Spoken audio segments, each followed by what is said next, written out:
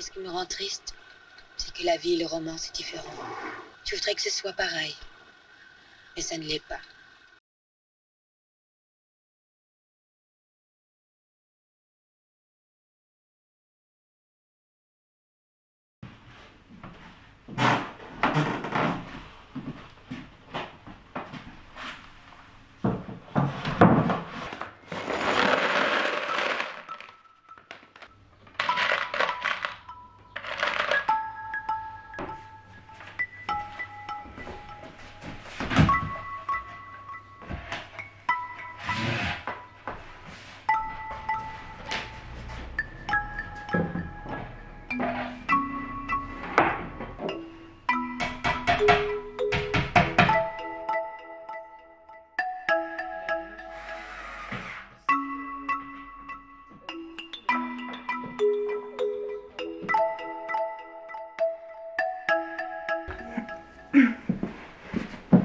Eh salut! Si on se connaît pas, enchantée, je m'appelle Margorito. Normalement je parle de livres sur cette chaîne, mais aujourd'hui on va pas vraiment, ou en tout cas on va pas uniquement parler de ça.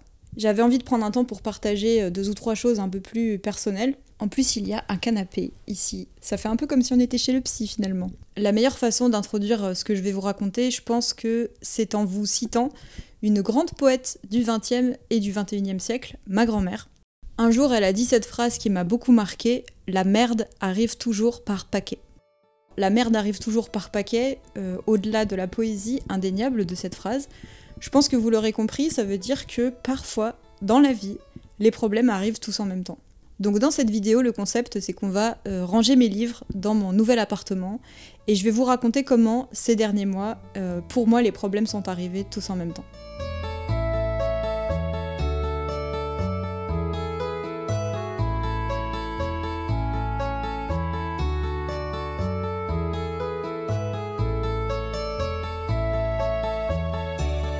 Mais attendez, j'ai juste oublié de vous dire un truc. Comme il arrive aussi des choses trop cool dans la vie, cette vidéo est sponsorisée par Recyclivre. Alors il faut savoir que j'étais très heureuse de faire un partenariat avec Recyclivre parce que j'ai littéralement acheté des dizaines de livres chez eux. J'étais une cliente fidèle bien avant de tourner cette vidéo. Recyclivre, c'est donc en premier lieu un site pour acheter des livres d'occasion. Mais c'est aussi une appli qu'on va tester ensemble, vous allez voir, c'est trop pratique. En fait, si comme moi vous déménagez, ou si vous faites du tri, vous n'avez peut-être pas toujours le temps de vendre les livres dont vous ne voulez plus un par un. Et Dieu sait que je n'ai pas eu beaucoup de temps et d'énergie pour ce déménagement, comme vous allez le voir dans la suite de cette vidéo. Donc j'ai des livres à vendre, et avec l'appli c'est très simple, j'ai juste à scanner les codes barres. Vous pouvez en scanner plusieurs à la suite, donc vraiment ça va très vite, c'est super bien fait. À chaque fois, Recyclivre vous propose un prix, et si c'est ok pour vous, dès que le panier atteint 10 €, il n'y a plus qu'à le valider. Ensuite, vous recevez une étiquette d'envoi pour préparer le colis et le déposer en point relais, et c'est fini. Dès que vos livres auront bien été reçus, vous êtes payé, soit par virement bancaire, soit sous forme de carte cadeau Recyclivre.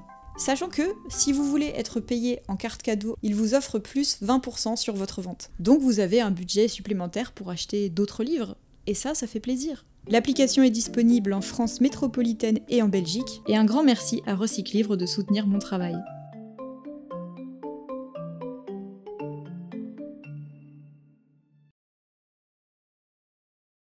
Donc je vais vous raconter le point de départ de cette histoire. Là, il faut remonter un peu dans le temps. Nous sommes fin janvier, début février 2025.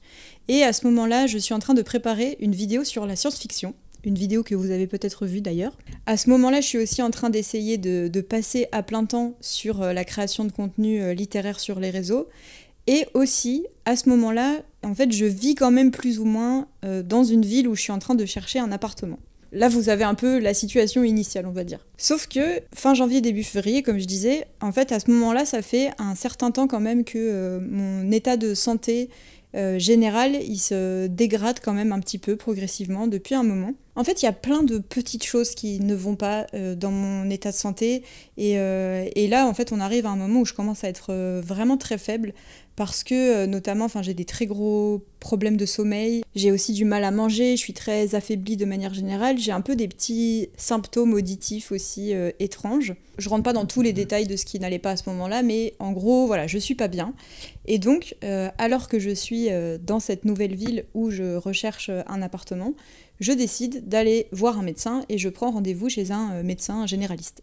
J'arrive chez ce médecin, je lui raconte un peu ce qui m'arrive et elle m'examine et je lui parle un petit peu de mes antécédents. Notamment, je lui dis 2 choses. Déjà, je lui dis que je lui explique que j'ai un trouble de la santé mentale qui est assez important quand même. On va pas du tout en parler ici parce que c'est pas du tout quelque chose que je suis à l'aise d'aborder sur ma chaîne YouTube. Je lui explique que j'ai ce trouble qui a été diagnostiqué il y a longtemps, pour lequel je prends un traitement. Je lui montre les médicaments que je prends, etc. Et je lui parle aussi du fait que dans ma famille, on a un peu dans une partie de ma famille, on a un tableau propice aux carences en fer, et que ça m'est déjà arrivé plusieurs fois d'avoir des anémies en fer. J'ai un taux globalement qui est assez bas. Et comme ça match avec une grosse partie des symptômes que j'ai à ce moment-là, je lui dis, voilà, à tous les coups, il faut juste me faire une prise de sang et une complémentation en fer et ça ira mieux, ça m'est déjà arrivé, quoi. Et donc ce médecin, elle m'examine, elle m'écoute, et elle me fait passer un examen neurologique sommaire. Et à la fin du rendez-vous, il se passe quelque chose auquel je ne m'attendais pas vraiment, c'est que le médecin me dit « Écoutez, effectivement, je vais vous faire une ordonnance pour faire une prise de sang. Vous allez faire cette prise de sang demain matin. Par contre, on va se revoir, on va se prendre un rendez-vous, on va reprendre tout de suite un rendez-vous pour dans 2-3 jours, parce que si votre prise de sang est normale, il va falloir faire assez vite une IRM cérébrale. » Et donc, je sors de ce rendez-vous, je m'en souviens très très bien, je suis un petit peu choquée, mais je fais ce qu'elle me dit. Le lendemain matin, à jeun, je vais faire ma prise de sang, et la prise de sang revient, elle est normale. Donc 3 jours plus tard, comme prévu, je retourne la voir, et en fait, il se trouve que mon état, il s'était encore un peu dégradé entre-temps, et ce qu'elle m'avait dit au dernier rendez-vous, forcément, ça m'a quand même beaucoup stressée. Et je lui dis, au début du rendez-vous, je lui dis, vous savez, ça m'a stressée, le fait que vous disiez qu'il faut faire une IRM cérébrale, sans trop m'expliquer pourquoi. Moi, je suis quelqu'un qui somatise énormément, donc je somatise énormément le stress. Ça peut me faire avoir ça m'est déjà arrivé d'avoir des manifestations physiques dues au stress qui étaient quand même super impressionnantes. Donc je lui dis là, l'aggravation de mon état, c'est peut-être dû au stress. Mais elle m'examine à nouveau, notamment elle me fait refaire certains examens qu'elle m'avait fait la première fois, et en fait cette aggravation de mon état, elle la constate, elle la voit. Elle voit qu'il y a notamment des choses pas normales au niveau de mes yeux, au niveau de mes fonctions cognitives. Et donc, elle me prescrit une IRM cérébrale, mais elle m'explique que en fait, les délais, c'est d'environ 2 mois à 2 mois et demi. Et étant donné mes symptômes et étant donné le fait qu'il n'y a pas d'amélioration depuis plusieurs jours, même qu'il y a une espèce de dégradation, en fait, elle me conseille très clairement, elle m'enjoint à aller aux urgences assez rapidement pour pouvoir passer une IRM cérébrale. Et quand je repense à ces 2 rendez-vous chez le médecin, pour moi, ça a vraiment été, ça a été comme l'élément déclencheur. Ça a été les 2 premiers dominos en fait qui sont tombés et qui ont fait tomber tous les autres après. C'est vraiment à partir de ce moment-là que la merde arrive par paquet, vous voyez. Bref, on va essayer de pas perdre le fil du concept de la vidéo, on va ranger quelques livres. De toute façon, je suis toujours là physiquement devant vous, donc vous voyez que je ne suis pas morte et que ça va à peu près bien maintenant. Donc un peu de suspense, mais pas trop. On va ranger quelques livres et je vous raconte la suite après. Est-ce qu'on peut prendre 2 secondes pour apprécier mon système de carton, parce que j'en suis super fière. En gros, le concept, c'est que vous avez les cartons A, carton B, il y a des cartons C, D. Et l'idée, c'est que ça, c'est bibliothèque A, bibliothèque B, bibliothèque C, bibliothèque D. Et donc, pour remplir cette bibliothèque, eh bien, j'ouvre les cartons, bibliothèque A, carton 1, carton 2, carton 3, etc. Ensuite, je passe à la suivante. Carton de la bibliothèque B, 1, 2, 3, etc. Et donc, voilà, je trouve ça super pratique. Et je suis assez fière.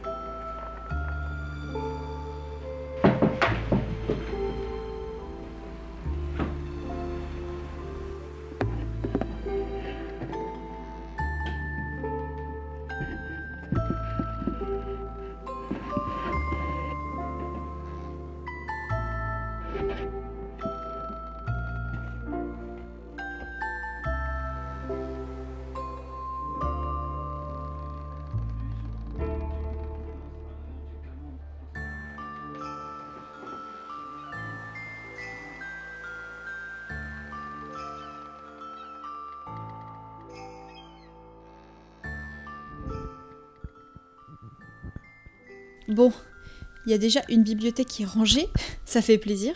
Reprenons donc le fil de notre histoire. Suite à ces 2 rendez-vous, il y a vraiment eu une période de chaos total. Donc je me suis retrouvée à l'hôpital, bien sûr. Il y a notamment eu un moment où j'ai été emmenée aux urgences en 4e vitesse sur une civière par les pompiers. Donc mes proches ont eu la peur de leur vie, moi-même j'ai cru que j'étais en train de crever, enfin bref, absolute chaos. Là-dessus j'ai pas du tout envie de rentrer dans les détails parce que honnêtement c'était un peu traumatisant quand même, donc voilà. J'ai passé un petit peu de temps à l'hôpital. Hôpital qui va extrêmement mal d'ailleurs, on en parle ou pas? Non, on va pas en parler, mais juste au passage, Macron explosion. Et force vraiment à tout le personnel soignant et aux patients et aux patientes qui souffrent de ça. Enfin bref, là ce qui est en train de se passer au niveau de l'hôpital public, c'est une honte absolue et on n'en parle pas assez je trouve. Bref, tout ça pour dire que je suis sortie de l'hôpital avec une IRM cérébrale notamment et avec un certain nombre de conclusions. Et là non plus, malheureusement, je vais pas rentrer dans les détails en ce qui concerne ma santé, ce que j'ai exactement, etc. Je vais pas détailler pour 2 raisons, notamment parce que 1, ça me met pas forcément hyper à l'aise, et 2, justement en raison notamment du délabrement de l'hôpital et du service public, mais aussi à cause du type de problème que j'ai. En fait, tout prend énormément de temps, et là, au moment où je vous parle, j'ai passé un temps infini dans des salles d'attente, et c'est pas du tout terminé. En fait, je suis rentrée dans un parcours de soins et de diagnostic qui prend quand même énormément de temps. Mais donc, ce qu'il faut savoir concernant ce qui nous intéresse ici, c'est que je suis sortie de l'hôpital, ma vie n'était pas en danger, ma vie n'est toujours pas en danger d'ailleurs, je vous le dis quand même parce que je ne rentre pas dans les détails, mais sachez que je ne souffre pas d'un cancer ou d'une tumeur au cerveau, ou enfin j'étais pas en train de faire un AVC ou quelque chose comme ça. Donc je suis sortie avec déjà une partie de diagnostic et de traitement, et donc des rendez-vous avec des spécialistes et des rendez-vous pour d'autres examens qui allaient prendre du temps. Et en fait, quand je sors de l'hôpital, je suis dans un état où je dépends totalement de mon entourage. Je suis complètement invalide à cause de ce qui s'est passé. Je ne peux pas me nourrir ou faire les courses, et au début, les premiers jours, je pouvais à peine manger ou me tenir assise, et j'étais en état de choc aussi. Et donc à partir de ce moment-là commence une lente convalescence et une sorte de remontée comme ça, mais qui se fait un peu par à-coups. Enfin, en fait, quand vous vous remettez d'un accident, d'une maladie, d'une poussée, d'une crise, enfin de quelque chose comme ça, si ça vous est déjà arrivé, vous savez que c'est pas linéaire. En fait, il y a des sortes d'à-coups. Il y a des jours où vous avez l'impression que ça va beaucoup mieux. Et le lendemain ou 2 jours après, en fait, ça, même dans la même journée, ça retombe. Et donc, c'est très long. Il faut vraiment être très patient et c'est pas simple. Et à un moment donné, vraiment, ça commence à aller mieux physiquement. Grâce aux super médecins qui me suivent, grâce au traitement, grâce surtout à mon entourage qui est vraiment incroyable.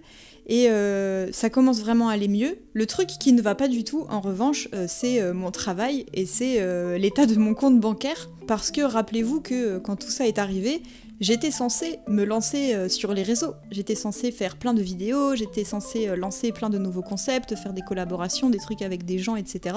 Sauf qu'avec tout ça, la vie m'a mis un énorme stop, genre vraiment. Et donc, pendant ma convalescence, j'arrive quand même à faire ma petite vidéo sur les classiques, une vidéo qui était très simple à faire, mais ça m'a fait beaucoup de bien.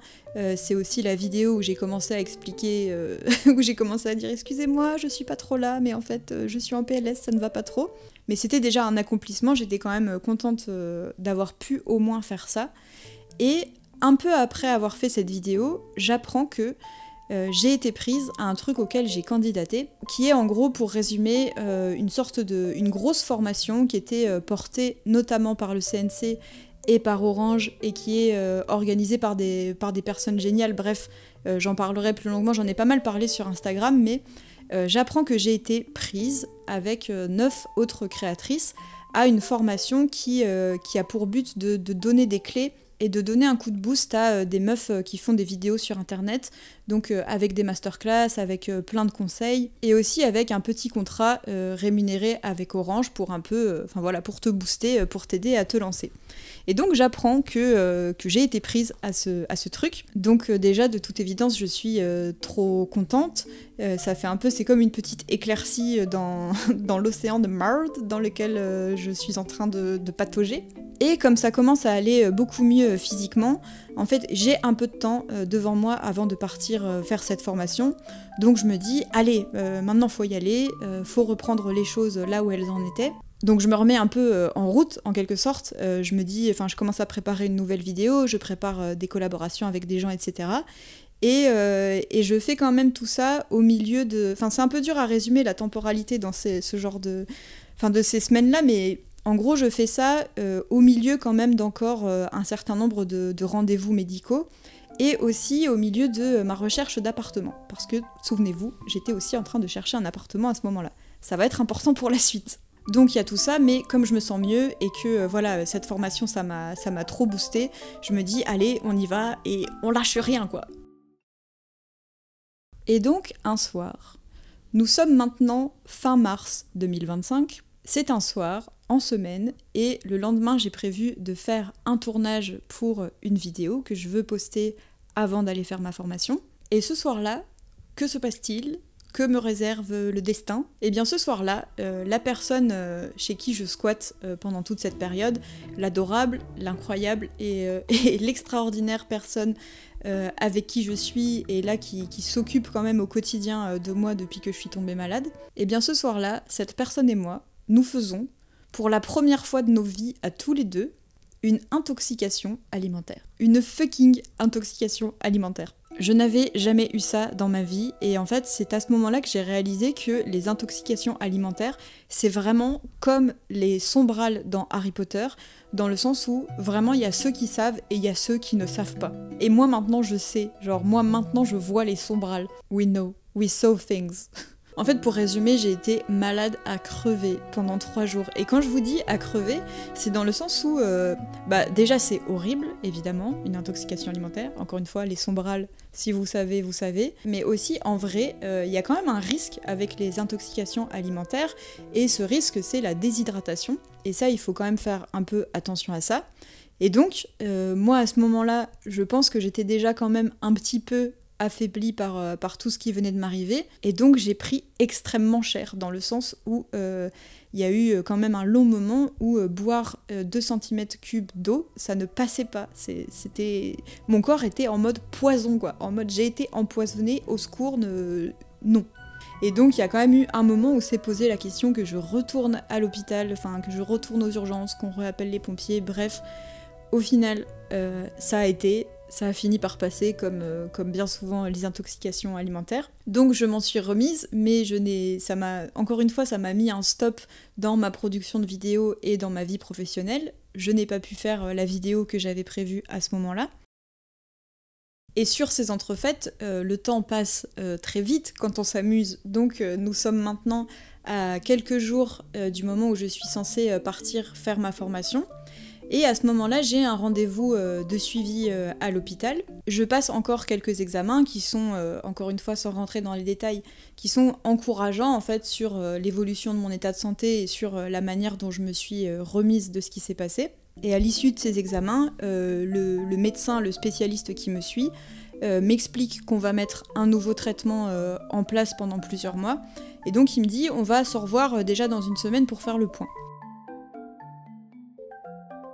Et donc je lui réponds « Ah mais en fait vous savez, je serai pas là la semaine prochaine parce que je vais à Paris, je vais faire une formation, etc. » Je lui explique. Et je lui demande donc si on peut plutôt reporter ça à la semaine d'après. Et le médecin me regarde, je sens qu'il tique un peu et je lui dis « Non mais vous savez, j'ai prévenu... je les ai prévenus qu'il y avait des soucis, et effectivement j'avais prévenu les gens de la formation. Je les avais prévenus des éléments qu'on avait à ce moment-là, de ce qu'on savait à ce moment-là. Et je lui dis, vous savez, elles assurent trop, elles sont super, et donc il y a quelques aménagements par rapport à mon état, et donc je serai en sécurité là-bas, il y aura du monde autour de moi, etc. Et le médecin me pose quand même quelques questions techniques, il me dit, mais vous allez prendre le train, vous allez à Paris, ensuite vous prenez les transports, etc. Et donc je lui explique encore une fois tous les aménagements qu'il y a eu, qui sont possibles pour que je puisse aller à la formation.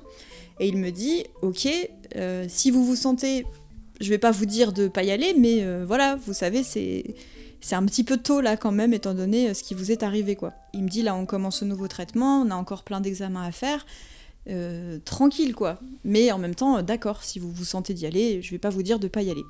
Et donc en fait à ce moment-là, il faut, pour se replacer un peu dans mon état d'esprit, en fait à ce moment-là je suis des Lulu.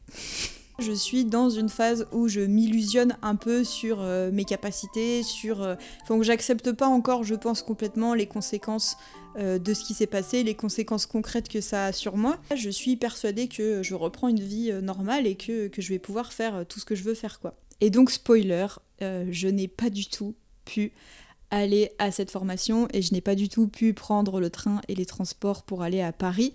Le médecin avait beaucoup plus d'expérience que moi dans ce type de pathologie, de problème, et donc il avait raison, c'était beaucoup trop tôt. Le truc qui a été quand même vraiment chouette, c'est que la formation, en fait les organisatrices de la formation ont fait en sorte que je puisse la suivre en visio, et donc je passe la semaine chez moi à suivre cette formation en visio, alors que au niveau de ma santé c'est quand même compliqué, et puis là surtout il y a quand même vraiment un gros moment de déprime.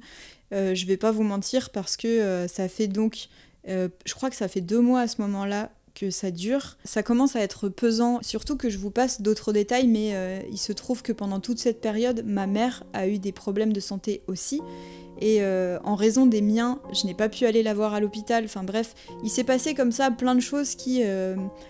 même si j'ai essayé d'avoir un état d'esprit assez positif et assez combatif pendant tout ce temps-là, il y a quand même des gros moments où la déprime et la dépression tapent quand même assez fort. Vous finissez en fait par être dans un état mental assez fragile parce que tout ce que je vous raconte là en faisant des blagues, ça a duré des semaines. Il y a eu des semaines d'attente, des semaines où on n'avait pas toutes les réponses au niveau diagnostic, des semaines avec des symptômes parfois très envahissant et assez lourd. Et donc voilà, il y a quelques moments un peu, il y a quelques petits mental breakdown quand même dans cette période, je vais pas vous mentir.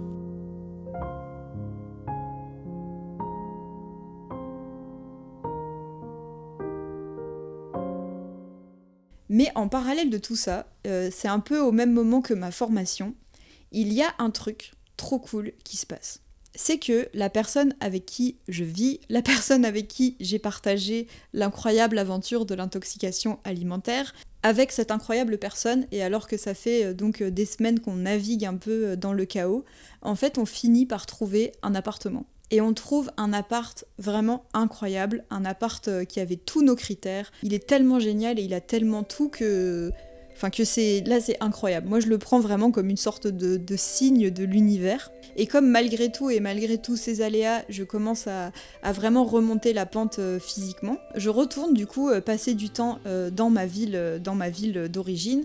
Je pose mon préavis, on commence à faire nos cartons, je fais un peu des allers-retours parce que bien sûr j'ai toujours des rendez-vous médicaux, mais vient le jour où le déménagement est programmé et surtout on récupère les clés de l'appartement et on fait l'état des lieux où tout se passe bien et là je me dis ça y est quoi. Enfin je le vois un peu comme le moment où on va enfin changer d'arc narratif, où voilà, les galères vont être terminées quoi.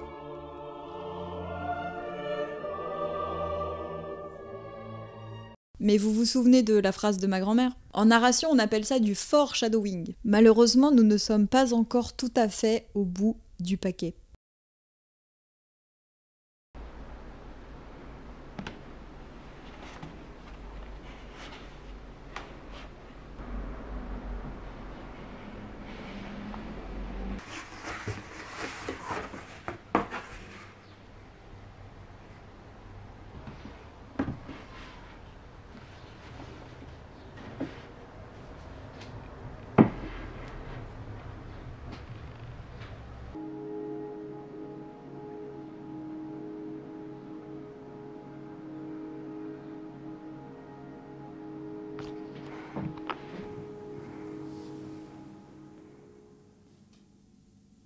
C'est pas terminé, mais ça commence vraiment à avoir de la gueule. Je suis trop contente. Nous commençons à arriver dans les derniers chapitres de cette histoire. J'espère que mon histoire aura quand même été facile à suivre parce que c'est la première fois que je fais des story time, donc j'espère que c'était à peu près clair. N'hésitez pas dans les commentaires à me faire des retours sur la qualité de la narration.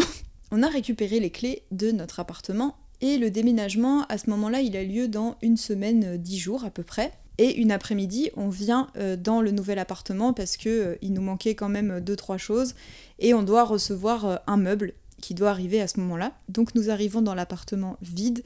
Le déménagement est prévu pour une dizaine de jours environ plus tard. Et en fait, ce jour-là, je ne sais pas pourquoi, je fais un truc quand même un petit peu bizarre. C'est que je vais dans la pièce qui est censée être la chambre et en fait, je m'allonge sur le parquet. Un peu en mode, je voulais avoir le POV de ma chambre et de à quoi ça va ressembler quand je serai allongée ici. Donc je m'allonge sur le parquet dans cet appartement vide, je médite un petit peu sur l'avenir qui m'y attend. Quand je me redresse et quand je m'assois, là il y a vraiment un moment où c'est comme dans un film, c'est comme dans Severance, il y a une sorte de mouvement de caméra, il y a un travelling compensé, vous voyez. Là il y a ce moment où en m'asseyant et en me redressant sur le parquet, je vois plein de petits trucs qui sautillent comme ça et qui tombent autour de moi. Les gens qui ont la phobie des insectes et des infestations et de ce genre de trucs, c'est le moment où vous passez à ce timecode de la vidéo. Allez-y, j'attends un tout petit peu. A few moments later. Donc si vous êtes encore là, sachez que le dernier chapitre de cette histoire, c'est que l'appartement dans lequel je m'apprêtais à emménager était infesté par des puces. Des fucking puces. Il y en avait absolument partout et en fait une fois qu'on a prêté attention, il y en avait dans toutes les pièces, on les voyait sauter sur le parquet. Il y avait visiblement une espèce de grosse éclosion parce que c'était absolument pas le cas au moment de l'état des lieux. On savait que c'était pas le cas parce que le jour où on s'est rendu compte de ça, on est resté à peine 20 minutes dans l'appartement et en fait il y avait des puces qui montaient sur nous, on en avait dans le cou, on en avait dans les cheveux, enfin c'était vraiment, je n'avais jamais vu ça de ma vie. Et je vous jure qu'à ce moment-là, franchement, j'avais trop envie de raconter ça parce que ça, c'est des trucs qui n'arrivent pas souvent dans la vie. À ce moment-là, j'ai été tellement choquée que je suis entrée dans un état de dissociation et de sidération assez extrême. Et vraiment, mon copain m'a dit que dans ce genre de moment, je me transformais en Playmobil. J'étais rigide comme ça, je ne savais plus quoi faire, je ne savais plus... Enfin, en fait, quand vous replacez ça dans la continuité de tout ce qui m'était arrivé avant, je me suis dit, mais c'est les 7 plaies d'Égypte, mais à quel moment ça va s'arrêter ? C'est une des scènes les plus lunaires que j'ai vécues dans ma vie. Mais bref, suite à cet état de choc et à cette réalisation, et aussi au fait qu'on doive sortir très vite parce qu'on était littéralement en train de se faire bouffer par des puces, on a appelé la proprio, on lui a expliqué la situation, on lui a envoyé des vidéos et tout, et on a dit qu'est-ce qu'on fait ? Et donc il faut savoir si jamais une telle chose vous arrive que bien évidemment là ça relève du propriétaire de fournir un logement décent à ses locataires et dans la définition de logement décent il y a qu'il ne doit pas y avoir de nuisibles, de parasites, de choses comme ça. La propriétaire le savait et vu que de toute évidence c'était pas nous qui avions ramené toute cette infestation, elle nous a dit qu'elle allait faire venir une entreprise de désinfestation le plus vite possible. Donc même si ce qui venait de se passer était quand même assez choquant et horrible et inattendu, on a pris le temps de respirer et on s'est rassuré, enfin en tout cas moi je me suis rassurée en me disant Margot t'inquiète pas, il y a quelqu'un de très compétent qui va venir, qui va splatcher ou asperger ou vaporiser quelque chose et dans une semaine quand les meubles arriveront, tout ira bien.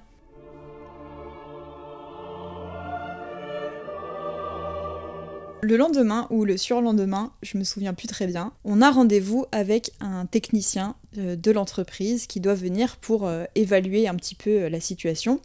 Et donc là, il y a un monsieur très sympathique qui arrive et qui était vraiment habillé comme dans Among Us. On l'accueille dans la cage d'escalier de l'appartement, on lui explique la situation et on lui ouvre la porte pour qu'il rentre et qu'il constate.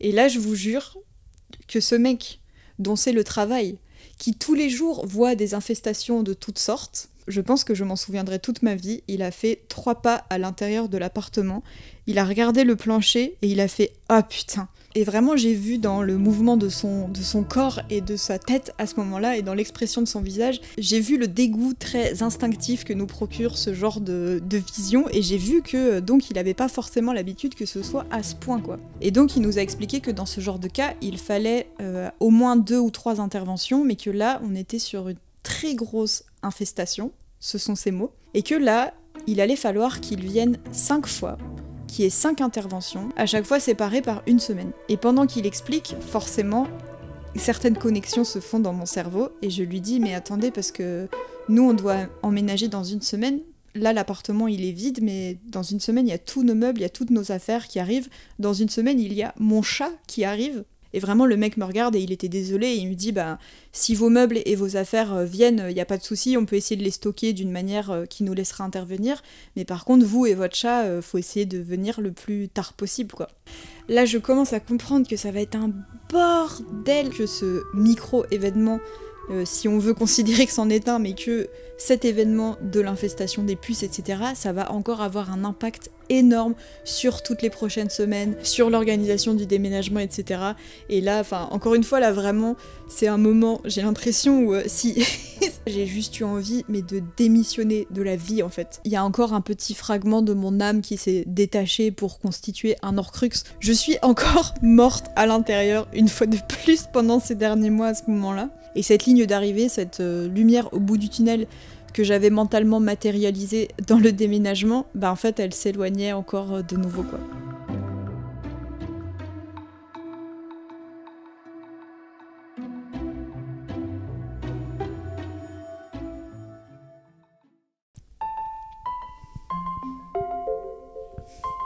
Il y a eu une coupure, mais ça y est, les bibliothèques sont installées. Je vous montre juste après, c'est trop beau, je suis trop contente. Je vous fais une version très accélérée de ce qui s'est passé après, c'est un peu l'épilogue. Ça a été un peu le chaos de nouveau, vous vous en doutez. Buster, tu veux pas faire l'épilogue avec moi ? Donc ça a été un peu le chaos, comme vous vous en doutez. Heureusement déjà, on commençait un petit peu à s'habituer à ce que ce soit le chaos. Et heureusement aussi, on a été super bien entourés par nos proches. On n'a pas pu s'installer correctement tout de suite. Il y a aussi eu un moment où on a dû cohabiter avec les anciennes locataires, où on a cohabité un peu avec les puces. Heureusement, il y en avait déjà quasiment plus. Tout cela a eu évidemment un certain nombre de conséquences professionnelles. Mais franchement, on s'en est sortis. Et là, ça y est, il y a eu la dernière intervention. Il n'y a plus de puces parmi nous et donc c'est pour ça que je peux commencer à sortir mes affaires et notamment que je peux commencer à sortir mes livres et à faire cette vidéo. Et honnêtement, je peux vous dire que ça y est, je crois qu'on a franchi la ligne d'arrivée et je crois qu'on a changé d'arc narratif. Là, ça y est, ça va vraiment beaucoup mieux. Mais quel ride! Honnêtement, j'aimerais bien avoir vos retours. Moi, ça m'était déjà arrivé d'avoir des périodes comme ça, très chaotiques, où d'un coup, plein de choses s'enchaînent et où la merde arrive par paquet, comme le dit ma grand-mère. Mais j'ai peu de souvenirs que ce soit à ce point. Donc franchement, je serais trop curieuse d'avoir vos retours et de savoir si vous aussi, il y a eu des périodes comme ça. Et surtout, en fait, j'avais envie juste, en guise de conclusion, de parler un peu des choses qui m'ont porté, un peu des enseignements que j'ai tirés de tout ça et des choses qui m'ont aidée aussi. De manière assez évidente, la première chose et la chose principale qui m'a le plus aidée pendant toute cette période, c'était à quel point, et ça je me rends compte à chaque fois que j'ai un problème dans ma vie, à chaque fois qu'il y a quelque chose qui se passe mal, c'est à quel point je suis tellement bien entourée. Je suis extrêmement bien entourée au niveau de ma famille, de mes amis, au niveau amoureux aussi. J'ai vraiment des piliers autour de moi et ça je le sais depuis longtemps, mais encore une fois, à chaque fois qu'il se passe des choses, ça se confirme. Et j'ai l'impression qu'en fait on est comme une équipe, on est comme une sorte de petite armée où on pourrait venir à bout de n'importe quoi. Donc ça c'est vraiment fou et c'est une chance immense. Je sais que certaines de ces personnes vont regarder cette vidéo et se reconnaîtront. Je vous aime, je ne suis rien sans vous. On dirait que je fais un discours pour les Oscars, mais en fait je fais des blagues parce que ça m'émeut beaucoup de parler de ça. Bref, donc ça c'est le point principal et c'est vraiment ce qui m'a le plus aidée.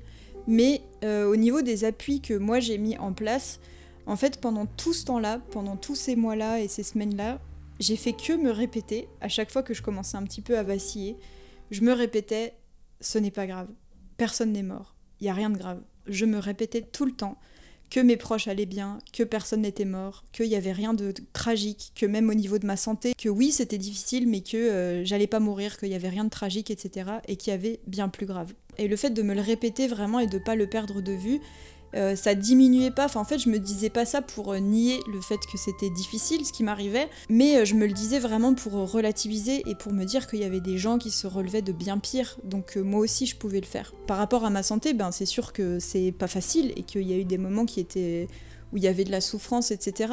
C'est aussi difficile d'accepter que vous pouvez pas forcément fonctionner comme avant, d'accepter qu'il va falloir s'imposer une certaine hygiène de vie, etc. Mais voilà, encore une fois, il y a tellement pire, et même parmi mes proches, parmi les personnes que j'aime le plus au monde, il y a des gens qui vivent avec des maladies et des handicaps qui sont extrêmement lourds. Et aussi, ce qui est drôle, enfin, c'est pas drôle du tout en soi, mais déjà de base, en raison de ma pathologie mentale, tout le reste de ma vie, j'étais pas forcément toujours très à l'aise avec les personnes valides. Et de manière générale, avec les personnes pour qui tout va bien, qui fonctionnent normalement, qui peuvent faire à peu près tout ce qu'ils ont envie de faire. Dans le sens où, très concrètement, dans mon entourage proche, et parmi mes amis les plus proches, il y en a quand même vraiment énormément qui ont des neuroatypies, qui ont des addictions, qui ont des maladies chroniques diverses. Et même, mes 2 amis que je considère comme les plus proches, c'est 2 personnes qui souffrent chacune d'une pathologie chronique beaucoup plus grave et beaucoup plus invalidante que ce que j'ai. Et donc j'avais déjà depuis longtemps beaucoup plus d'acquaintance avec les personnes un peu cassées, avec les personnes qui savent ce que c'est d'être empêché vraiment très très fortement dans sa vie. Et là, avec tout ce qui s'est passé ces derniers mois, j'ai vraiment l'impression que je me suis radicalisée en quelque sorte. J'ai vraiment beaucoup de mal à relate et j'ai beaucoup de mal à connecter avec les personnes pour qui tout va bien. Donc quelque part, ce qui s'est passé pour moi, ça m'a encore plus rapprochée des personnes avec qui je connectais déjà très fortement, des personnes que j'aime fortement qui sont dans ma vie. Parce que partager des galères, ça rapproche énormément.